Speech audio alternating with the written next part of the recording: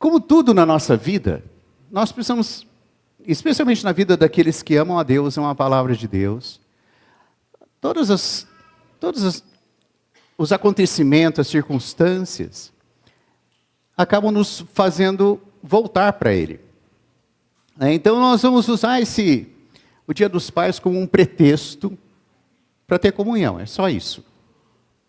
Se fosse o Dia das Mães, ia ser comunhão. Se fosse o Dia dos Filhos, parece que tem o Dia dos Filhos, não tem? Tem. O Dia das Crianças. É isso aí. Mas, então, sempre tem um dia, né? Afinal, temos tantos dias no ano. Mas eu queria falar um pouco com vocês sobre isso. Você sabe da história do Dia dos Pais? Eu também não sabia muita coisa até ter pesquisado, mas eu queria falar uma coisa com vocês. Isso aqui é o que eu considero assim, cultura inútil, mas eu gosto de saber essas coisas. O Dia dos Pais surgiu nos Estados Unidos em 1900 e... Alguém sabe? 9. Uma filha quis homenagear o pai dela, que tinha lutado na guerra, e ela então resolveu fazer isso no aniversário dele, que era 9 de junho. Isso foi em 1909, mas depois, em 1966, eles mudaram para, em vez de ser o dia do aniversário do pai dela, o terceiro domingo de junho. Isso, o terceiro domingo de junho. E essa data foi adotada por outros países também, Argentina, Inglaterra, Austrália, Japão e outros países.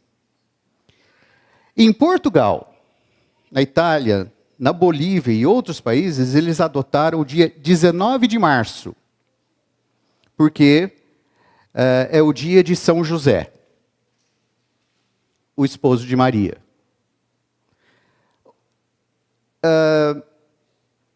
Dizem que, cerca de 2000 anos antes de Cristo, o filho de Nabucodonosor escreveu em argila uma espécie de homenagem ao pai dele, o pai dele, Nabucodonosor, desejando sorte, prosperidade e tudo mais. Então, há muito tempo que eles tentam fazer alguma coisa. E no Brasil, começou em 1953. Alguém já era nascido aqui? Ok, então temos 3 testemunhas, certo? A Bíblia só pede 2, mas nós temos 3, né? Temos uma a mais, que em 1953, o diretor, essa vocês não sabiam, um camarada chamado Silvio Bering, diretor do jornal O Globo e da Rádio Globo, resolveu criar o Dia dos Pais. E tem eu pedi que... Davi, tá bom. Então, como ele era o diretor do jornal O Globo, ele fez um anúncio no jornal, e no dia 16 de agosto, ou melhor, o anúncio foi no dia 15, dizendo, amanhã nós vamos comemorar o Dia dos Pais. E por que no dia 16 de agosto? Porque é o dia de São Joaquim, segundo a tradição, o pai de Maria. Então, foi escolhida a data de 16 de agosto. Mas depois, mudaram para o segundo domingo de agosto, porque o Dia das Mães era no segundo domingo de maio. Então, ele fez esse Dia do Papai, tá vendo? O papai chega, e aí tem um filho com um presente. Qual é o presente? Uma gravata. Que por décadas foi o presente dos pais. Se não era gravata, era lenço. Podia ser também. E só que do lado de lá tem o outro filho. O que ele está fazendo? Uma armadilha. né? Querendo dizer assim, não seja pai. É uma armadilha. E aí ele fez esse texto, eu não vou ler para vocês, mas vocês podem até achar na internet depois se quiserem. Então assim começou essa tradição. Então nós temos Dia dos Pais, Dia das Mães e tudo mais. Bom, essa é uma visão humana, né, a respeito tanto do pai como da paternidade. Mas nosso objetivo essa noite é ter comunhão a respeito do que a Bíblia fala sobre o pai. Porque vocês já notaram que a palavra pai tem muita... Pai e mãe, né, como os que geram, que reproduzem a vida. Às vezes, a própria palavra pai se aplica a várias coisas. O pai da eletricidade, ou o pai, aquele que inventou ou descobriu certas coisas, ele se torna o pai daquilo. Né? O pai da fé. Então, essa palavra tem muito peso quando nós ouvimos ou quando nós falamos sobre ela. E vamos pensar um pouco por que isso. Porque uma coisa que nós devemos entender é que, antes de mais nada, quando não havia nenhuma criatura, só havia Deus. Certo? Antes dos anjos, antes dos céus e a terra, do universo, todos esses itens, né? Como nós cantamos esse último cântico, todas as coisas criadas que nos fazem perceber que existe um Deus, esse Deus já era Pai. Não havia mais nada, só Deus. Ele já era Pai, ele já era Filho, ele já era o Espírito. Então, quando nós lemos Isaías 9:6, que é um versículo bem conhecido, né? Um menino nos nasceu, um filho se nos deu, e o seu nome, o governo estará sobre os seus ombros, o seu nome será Maravilhoso Conselheiro, Deus Forte, Pai da Eternidade, Príncipe da Paz. Vocês percebem aqui esse título? Pai da Eternidade. Você pode pensar, bom, ele é o Pai da Eternidade, ele criou a eternidade. Ou, em outras versões, eles traduzem o Pai Eterno. Então, irmãos, quando não havia absolutamente mais nada, apenas Deus, ele já era Pai.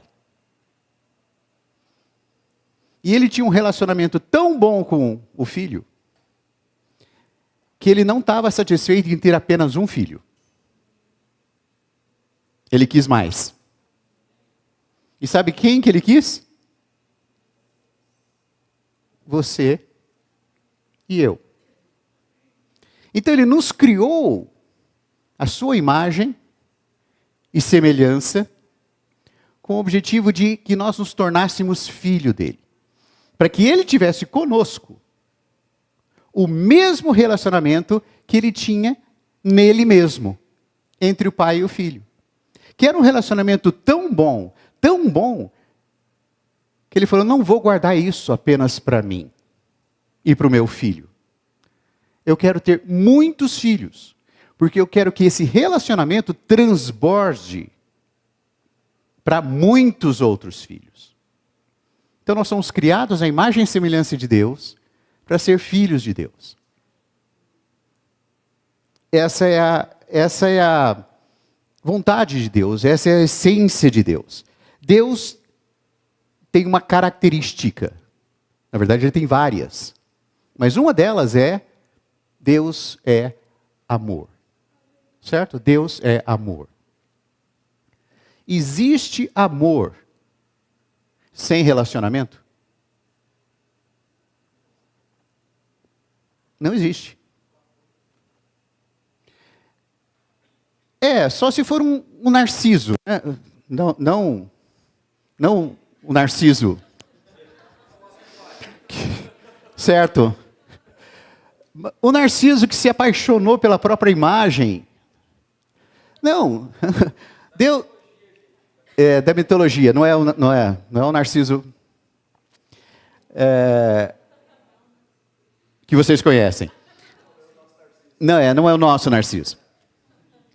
Mas percebe, Deus não estava satisfeito em ser apenas Ele. Ele era completo, Ele era abundante, Ele era maravilhoso, Ele é o Pai da eternidade, um maravilhoso conselheiro, mas Ele quis ter filhos. E nos criou para isso. Então, quando nós falamos sobre pai, nós precisamos entender isso. Como pais, como mães, especialmente, né? Quando nós temos filhos ou pensamos em ter filhos, muitas vezes isso gera ao mesmo tempo uma alegria, mas também uma preocupação. O que vai ser desse menino? Se vocês estudam a história, se vocês leem a história de Sansão lá em Juízes 15, se não me engano, o anjo aparece para a mãe de Sansão e fala: você vai ter um filho. Ela fala para o marido: um anjo apareceu e disse que eu vou ter um filho. Ela era estéril. E aí, o marido falou: olha, a próxima vez que esse anjo aparecer, eu quero conversar com ele. E o anjo apareceu de novo. E ela falou: peraí, eu vou chamar meu marido. E qual foi a pergunta que o pai de Sansão falou para o anjo, fez para o anjo? Ele falou assim: como esse menino vai viver? Que tipo de vida ele vai ter? Então isso expressa muito bem o sentimento de quem vai ter filho. Quando você fica sabendo que vocês vão ter filho, o casal vai ter filho, ao mesmo tempo que tem uma alegria, uau, vamos ser pais. Vamos ser pais. Né? Porque parece não tem fórmula. Então talvez, eu não sei, se vocês vieram aqui para ter comunhão essa noite a respeito de pais, né? Talvez vocês tenham vindo esperando algumas dicas, algumas fórmulas de como criar filhos e tal. Irmãos, eu não sou a melhor pessoa para isso. Porque, embora o Senhor nos tenha criado para ser filhos dele, nós tivemos um grande problema, que nos impediu de ser, de fato, filhos dele por muito tempo, que foi a queda.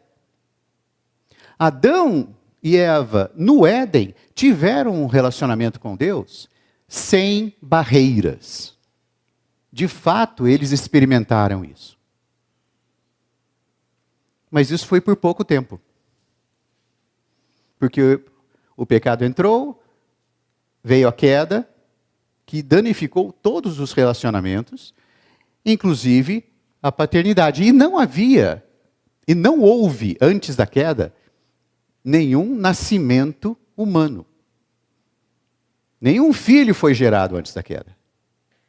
Portanto, nenhum pai existiu sem o elemento da queda. Isso é uma coisa que nós todos precisamos considerar.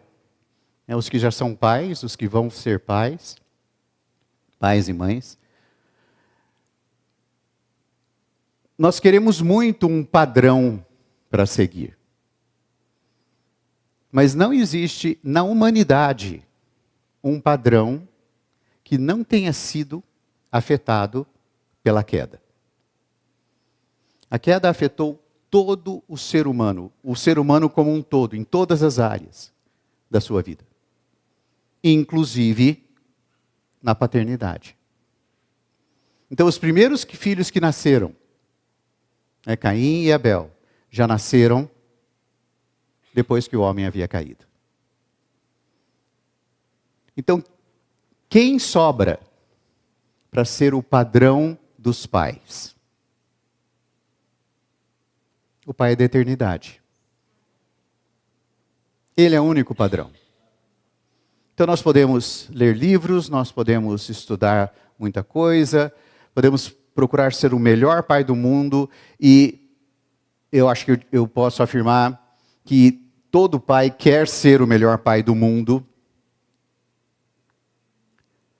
mas ainda assim, o melhor pai do mundo ainda é um homem ou uma mulher caídos. Então o elemento da queda está aí. Por mais que você tente ser um bom pai, que seja o melhor pai, e que até mesmo queira ser melhor pai do que seus pais foram, ainda assim o elemento da queda está aí.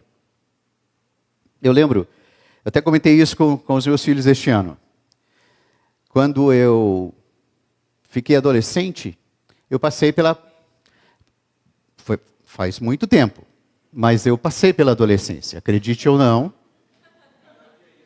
Já havia isso na minha época. Uhum. E eu lembro, eu gostava muito do meu pai, mas tinha momentos que eu via o relacionamento de outros filhos com os pais, e eu pensava, puxa, eu queria um relacionamento assim. Lógico, eu não morava com eles, né? Eu só visitava. Pelo menos na frente das visitas, era um relacionamento invejável. E, lógico, havia coisas que meu pai fazia ou falava que me deixavam profundamente irritado. E uma delas era, eu não estou pedindo. Eu estou mandando.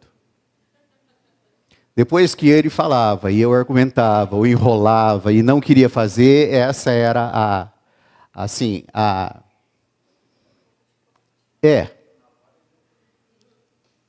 eu não estou pedindo, estou mandando. Tá bom. E eu prometi para mim mesmo, um dia eu vou ser pai. E eu nunca vou falar isso para o meu filho. E eu cumpri isso. Até a primeira vez que eu falei. Depois, tinha até certo prazer. Assim, quase macabro. Quase sádico, isso. De virar para ele e falar assim, não estou pedindo. A primeira vez que eu falei isso, eu falei, ai, quebrei a promessa.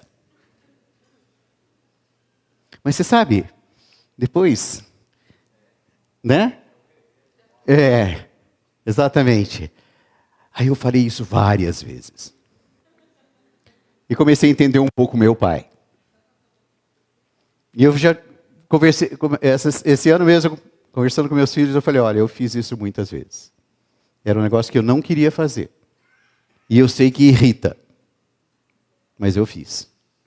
Sabe por quê? Porque eu sou um pai caído.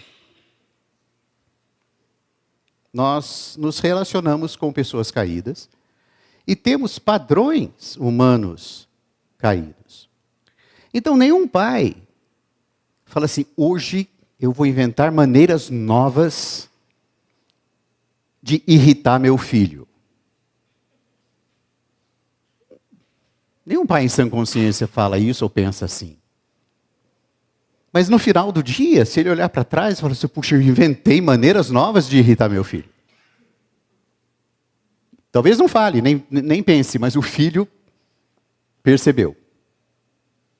Então, irmãos, nossa vida humana é assim. Não só na paternidade, em todos os relacionamentos, em todas as áreas da nossa vida, nós não estamos livres do elemento da queda. Nós estamos perdoados, nós somos perdoados e libertos do pecado, mas não da presença do pecado. pecado permanece e ele se expressa toda vez que eu estou em mim mesmo. Eu não preciso fazer nada, nenhum esforço para expressar a minha carne e o meu ser caído. Então, se eu quero ser de fato um bom pai, quem eu preciso usar como modelo? Deus. Agora, não é simplesmente ler a Bíblia e falar, bom, Deus agiu assim, eu vou agir também. Existe uma maneira muito mais eficaz, que é a maneira divina. O que ele fez? Ele nos gerou. Nós nascemos de novo. Não é isso que João fala no Evangelho? Versículo 12, se não me engano, veio para os que eram seus, os seus não o receberam, mas a todos que o receberam, deu-lhes o poder de quê? Serem feitos filhos de Deus. A saber, os que creem no seu nome. Os quais não nasceram nem da vontade da carne, nem da vontade do homem, mas nasceram de Deus. Então hoje, uma vez que nós cremos no Senhor, nós passamos a ter com Ele um relacionamento até melhor do que Adão tinha. Porque Adão, embora tivesse com Deus antes da queda, não tinha ainda o elemento de Deus dele, não havia nascido de novo. Nós nascemos. A vida divina está em nós. Mas ela tem uma concorrente muito forte, que é a nossa vida humana. Então, queria ver uns versículos com vocês sobre isso.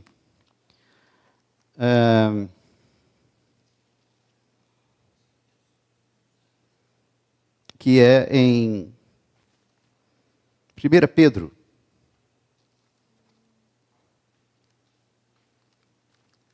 Capítulo 1. Versículos 14 e 15.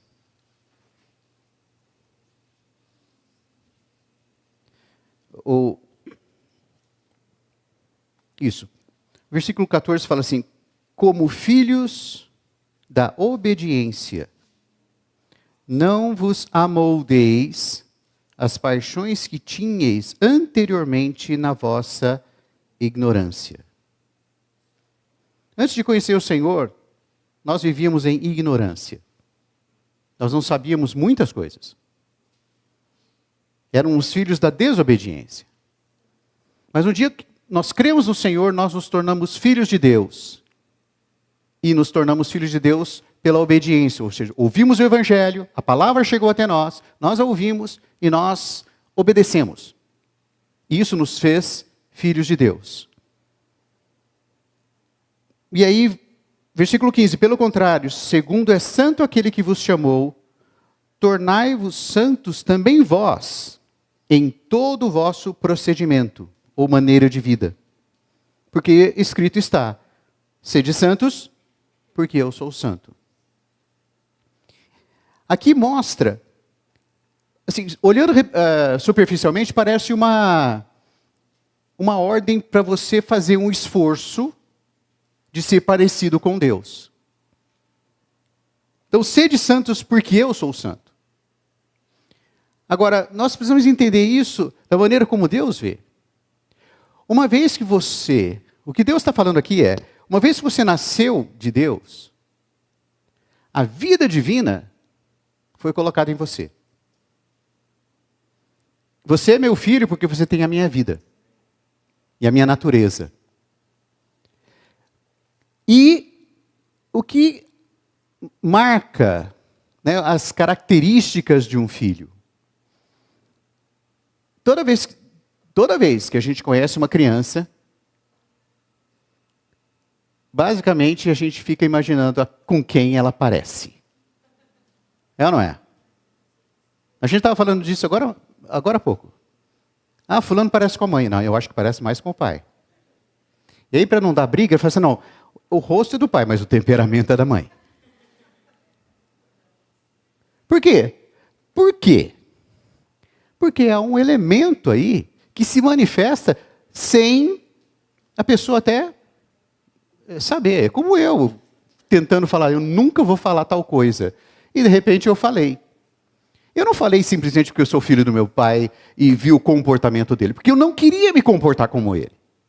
Mas isso se expressou em mim. O que nós vemos nesses versículos aqui é, quando Deus fala, sede santos porque eu sou santo, ele não está falando, olha, comportem-se bem, tenham um procedimento adequado, esforcem-se para ser bons, porque afinal vocês são meus filhos, vocês não podem me envergonhar. Mas na verdade o que está falando aqui é muito simples. Se vocês são meus filhos, expressem isso. Vivam por isso. Não há uma questão do esforço humano, da tentativa de fazer as coisas direito, de não errar, não pecar. Não. Você é meu filho. Você já se tornou meu filho, minha vida entrou em você. A coisa mais espontânea que existe é o filho crescer e se parecer com o pai ou a mãe. Certo? E você, quando vê uma criança ou um jovem, não conhece os pais, mas quando você olha para os pais, perto deles, você fala assim, lógico. Está explicado.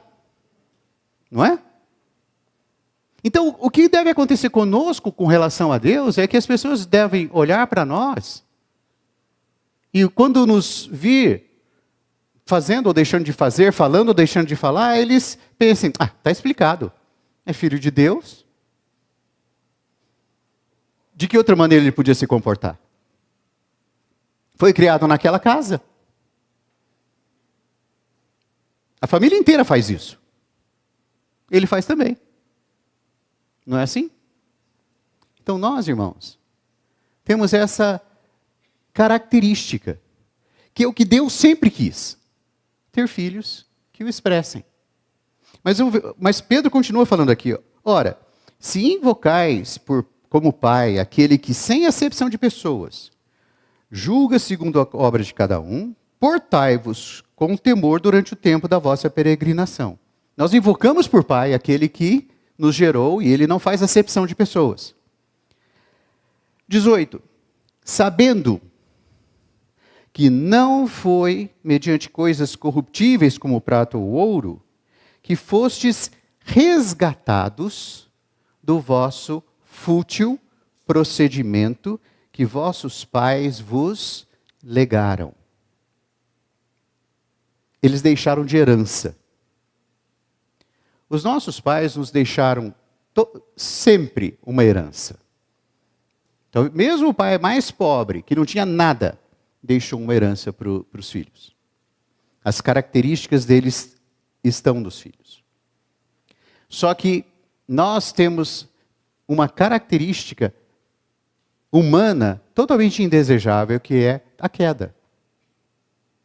E o que esse versículo está falando é o seguinte: assim como a sua salvação, quando você creu no Senhor, é para que você seja santo, para que você expresse a Deus, para que você não vá para o inferno, a salvação tem outra finalidade.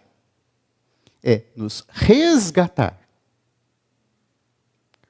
da maneira de vida caída dos nossos pais. E eu não estou falando aqui simplesmente dos erros que nossos pais cometeram. Não, da natureza humana que nós recebemos de Adão através dos nossos pais. Então, quando nós olhamos para os nossos pais, ou olhamos para nós mesmos, muitas coisas nós reconhecemos, não, isso aqui eu não consigo mudar, eu não consigo mexer, eu queria ser diferente. Mas a obra de Cristo na cruz também tem essa função. Também tem esse elemento. O resgate da maneira de vida que nós herdamos dos nossos pais. Por melhor que seja, por mais honestos, mais nobres, mais bem intencionados que nossos pais tenham sido, por melhores pais que tenham sido, ainda assim, nós herdamos um elemento, o elemento da queda. E quando nós vamos ter filhos, nós gostaríamos de não ter esse elemento. Eu não queria falar, não estou pedindo. Mas isso se expressava em mim. Não era simplesmente porque eu ouvi meu pai falar, mas era simplesmente porque era a minha natureza.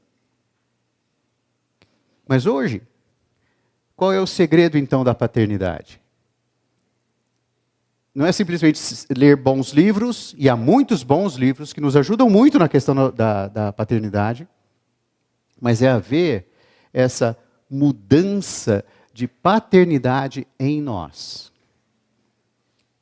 O Senhor Jesus fala, para os fariseus que eles eram filhos do diabo. A queda fez isso de nós. Ela colocou o elemento caído em nós. Então, tudo aquilo que a gente expressa tem o elemento da queda. Acho que é João 8, né?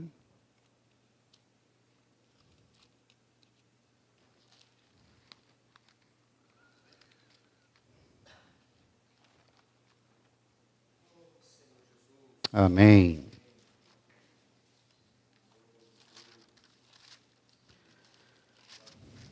Ah, Senhor Jesus. Amém. 8:41 fala assim: vós fazeis as obras do vosso pai. Disseram eles: nós não somos bastados, temos um pai que é Deus. E ele fala: se Deus fosse de fato vosso pai, certamente me havias de amar. Porque eu vim de Deus e aqui estou. Pois não vim de mim mesmo, mas ele me enviou. E o 44, vós sois do diabo, que é vosso pai. Então a queda nos fez mudar a paternidade. Nós nos tornamos filhos do diabo. Pela queda. Mas a boa notícia é, nós não somos apenas pessoas caídas mais. Nós também somos pessoas que nasceram de novo. Quando nós estamos na nossa velha natureza, irmãos, não há como impedir que ela se manifeste. Mas quando nós estamos na nova natureza, da mesma maneira, não há como impedir que ela se manifeste. Então o segredo da paternidade é viver pela vida correta. Pela paternidade certa. Não a paternidade que nós herdamos dos nossos pais, mas a paternidade que nós herdamos de Deus pelo novo nascimento. Porque essa paternidade é a que vai subsistir para sempre. A paternidade dos nossos pais vai acabar. A paternidade do diabo vai acabar, graças ao Senhor. Mas a paternidade divina não vai. Ela só vai crescer mais e se manifestar mais. E quando o Senhor voltar, ela continuará lá. Nós continuaremos a ser filhos. Hoje nós temos uma paternidade incompleta, imperfeita, cheia de falhas, com a melhor das intenções. Mas é assim que nós somos. Mas um dia, o Senhor vai tirar todo o elemento que nós herdamos dos nossos pais. Todo elemento da queda vai ser eliminado. E nós vamos ser conformados à imagem do primogênito. Não é isso que Paulo fala em Romanos capítulo 8? Veja só, esse trecho, versículo 20. O 28 é o mais conhecido, né? Sabeis que todas as coisas cooperam para o bem daqueles que amam a Deus. Mas o 29 fala assim: porquanto aos que de antemão conheceu, também os predestinou para serem o quê? Conformes ou conformados à imagem do seu filho, a fim de que ele seja o quê? O primogênito entre muitos irmãos. O que o Senhor está fazendo hoje conosco? Ele está nos conformando à imagem do irmão mais velho. hoje nós ainda não somos. Não estamos conformados à imagem do primogênito como pais. Não estamos conformados à imagem do primogênito como maridos ou esposas. Não estamos conformados à imagem do primogênito como servos de Deus. Ou seja, não estamos conformados à imagem do primogênito. Mas o que o Senhor está fazendo hoje em nós? Está trabalhando a imagem de Deus em nós, para que nós sejamos como Ele. Aí, irmãos, nós seremos bons pais, bons maridos, bons filhos, bons servos, bons empregados, bons alunos, bons tudo. Por quê? Porque fomos conformados à imagem de Deus, à imagem do primogênito de Deus. Então, não é uma questão de saber criar filhos, simplesmente. Devemos saber. Devemos ler livros, devemos compartilhar uns com os outros, procurar ser pais melhores, mas o que mais nós devemos buscar ser, como pais, é ser conformados à imagem do primogênito Filho de Deus. Para isso nós somos criados. Como pais, nós devemos expressar Deus. Como maridos, esposas, nós devemos expressar Deus. Como filhos, devemos expressar Deus. Mas tudo isso vem não com um conjunto de regras, com um esforço, com um aprendizado humano simplesmente. Isso vem pela obra do Espírito em nós. Ele está trabalhando isso em nós. E esse versículo é Romanos 8, 29, veio justamente depois do 28, que diz que todas as coisas cooperam para o bem daqueles que amam a Deus. Então, eu estou falando agora, irmãos, para todos nós, seja lá qual for a nossa função ou posição. Como pai, todas as coisas cooperam para o meu bem. Como marido, todas as coisas cooperam para o meu bem. Como filho, todas as coisas cooperam para o meu bem. Até mesmo aquelas coisas que não dão certo. Até mesmo as promessas que você faz de nunca fazer tal coisa e fazer. Ainda assim, essas coisas cooperam. Se nós entendermos isso, nós não vamos ficar tentando ser o que não somos, agir como fôssemos outra pessoa, como se não, nós vamos simplesmente buscar mais da conformação. Ser mais parecidos com o primogênito. Buscar a santificação. Ser santo porque Ele é santo. Não pelo meu esforço, mas simplesmente porque, quando eu nasci dele, Ele colocou uma vida santa em mim. Quando eu vivo por essa vida, sem esforço, eu expresso essa vida. E eu posso ser um pai melhor. Um pai que expressa Deus. Nenhum pai sabe como disciplinar os filhos. Nenhum pai sabe até que ponto ir. Até que ponto proíbe, até que ponto encoraja, até que ponto... Não, irmãos. Teve um dia que eu estava conversando com meu filho e falei assim, filho, eu me tornei pai quando você nasceu, eu estou aprendendo até hoje. Achando que com isso eu ia tocar o coração dele, né? Sabe qual foi a resposta dele, Harry? Eu também estou aprendendo a ser filho. Acabou com o meu argumento. Mas é verdade.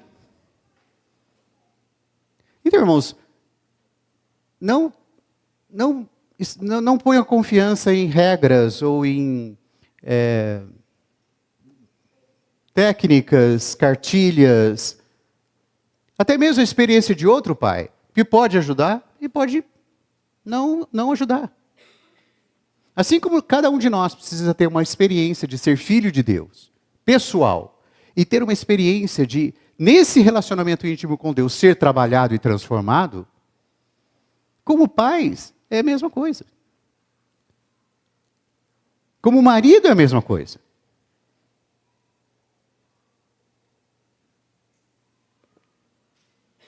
O importante, irmãos, é que nós busquemos o Senhor, busquemos ser trabalhados por Ele, e permitamos isso. Só que muitas vezes o Senhor vai trabalhar em nós, a nossa paternidade, por meio dos filhos. Pelas situações dos filhos. Situações que nós não queríamos ter. Da mesma maneira como maridos, da mesma maneira como esposas, da mesma maneira como filhos. Mas o fato é, o Senhor está trabalhando em nós. E enquanto nós estivermos debaixo do trabalhar do Senhor, a gente pode não ver, não perceber, mas o Senhor está colocando cada vez mais da imagem dele em nós. E nós vamos expressar isso. E essa deve ser, então, a nossa atitude. O nosso objetivo, a nossa meta. Senhor, me torna mais conformado ao primogênito. Eu não estou expressando isso nesta área, mas eu quero expressar, Senhor. Eu quero que mais da imagem dele seja mostrada quando eu agir. Não simplesmente o meu esforço, a minha intenção, mas a tua vida e a tua pessoa. Então, se nós, para concluir, né? Se nós dermos atenção a isso, vocês sabem, a melhor história, ou o melhor exemplo do nosso relacionamento com Deus como Pai é mostrado na parábola do filho pródigo. Certo? O filho pródigo nasceu numa casa muito boa, com tudo que tinha, mas houve um momento que ele fez o quê? O problema dele foi um relacionamento com o pai. Ele se afastou, ainda usou todos os bens que o pai deu, ou seja, a vida que ele levou foi por causa do pai, mas ele não queria a presença do pai. Ele queria os bens do pai, mas não a presença.